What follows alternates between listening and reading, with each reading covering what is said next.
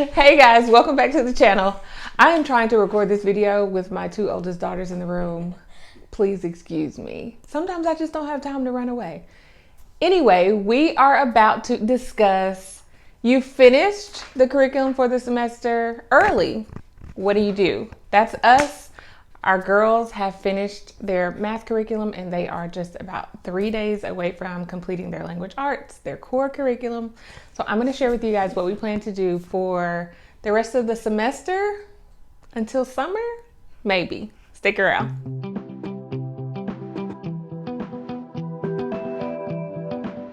Thank you so much for hitting play and joining me on the channel. If you have not done so already, please go ahead and subscribe to the channel, hit the like button, and share the videos and the channel with your loved ones.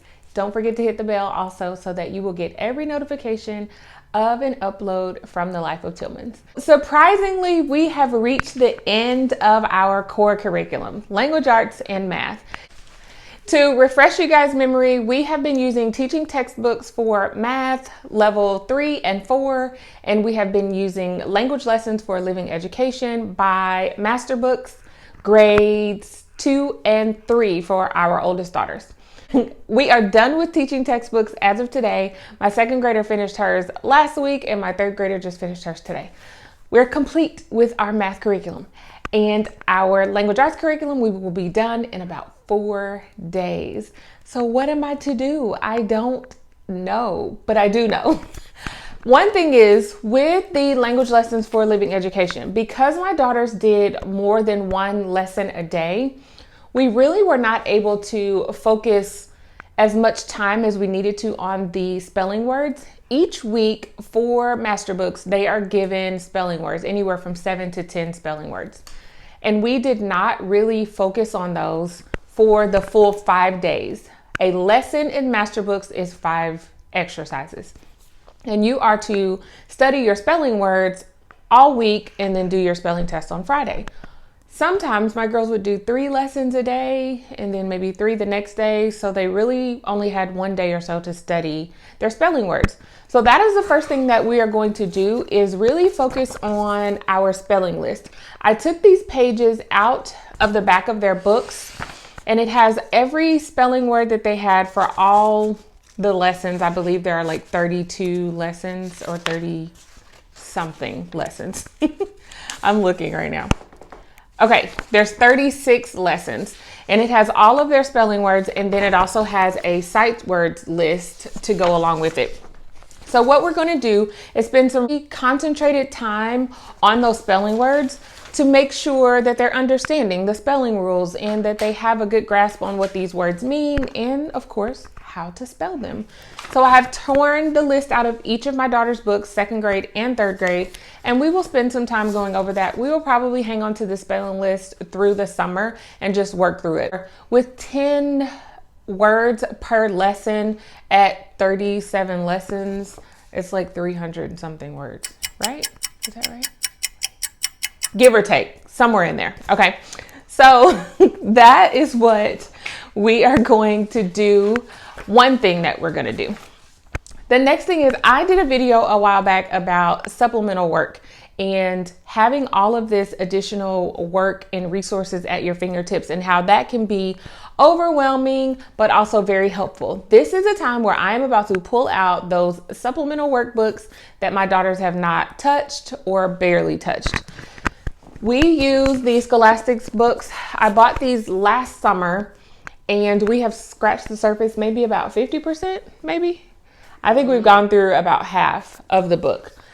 One thing I can say is that I will probably not buy these books again, even though they're only about $8 to $10, which is a steal. We typically do not finish a book. This is probably our 3rd Scholastics book over the years, and we just don't finish it. There's so much in here. They're so comprehensive. They have language arts and science, math, 2 different sections, writing, reading, handwriting. There's tons. Oh, here's all the things right here. So math, reading, writing, grammar, science, and maps. and we just don't use it. Between them doing their language arts curriculum and their math curriculum, if they need additional practice, that is where these come in, but a lot of times they don't. And so those pages go unused. However, because we have finished curriculum early, this is an opportunity for us to use these books. So I will just every day write down a couple of pages in each section, or I may have them do one page from each section. We may do science and maps together.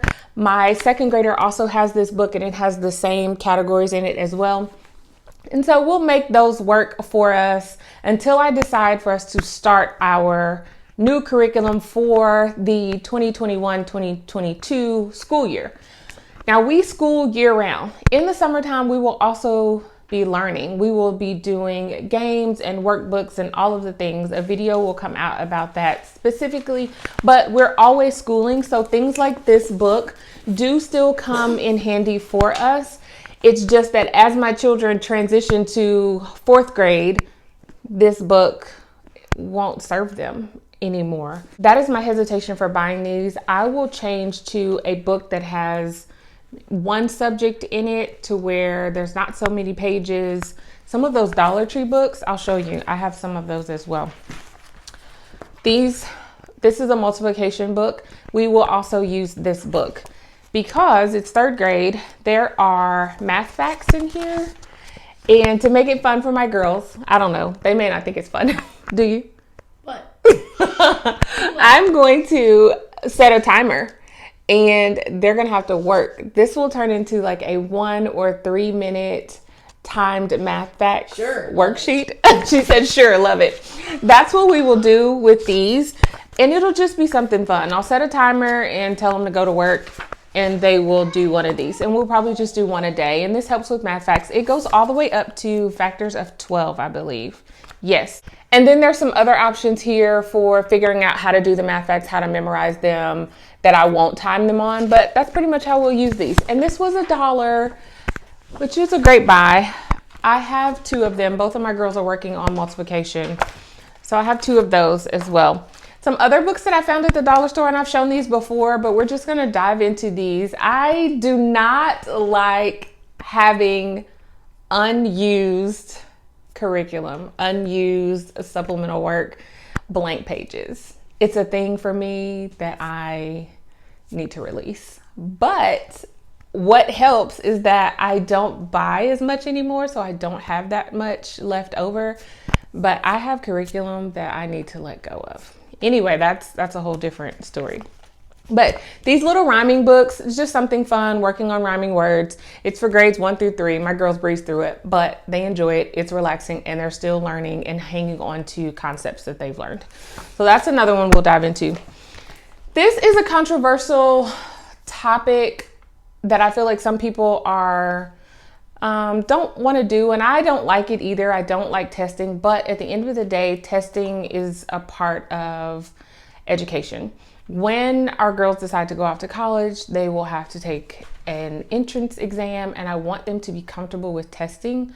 So we are going to do just a test prep workbook. Got it from the dollar store, super easy, math and language arts, and that's it.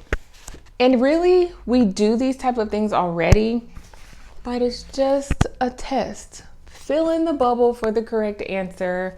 It gives you timing suggestions as to how long to allow them to work on the sheets. And we will do that, relaxing, fun, just so that they can kind of slowly transition into that, because as they get into high school, they will have to know how to test. So I thought these books were like a light cheap, because they were $1 way to introduce testing to our girls.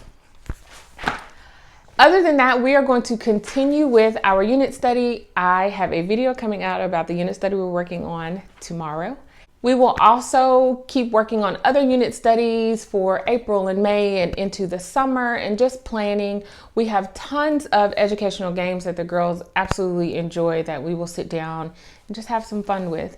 I am still deciding on when to start their next year's curriculum, but I will let you guys know when I really decide on that, I also will let you know what we will be using for curriculum and what changes we'll be making, because there are some changes coming. Comment below, what do you do when your child has finished their core curriculum for the year? Do you just hang out, relax? I'm interested to know. Drop it in the comments below so we can read all about it. Thank you guys for joining. Don't forget to subscribe, and I will see you guys right back here next time at the Life of Tillmans for another video. Bye.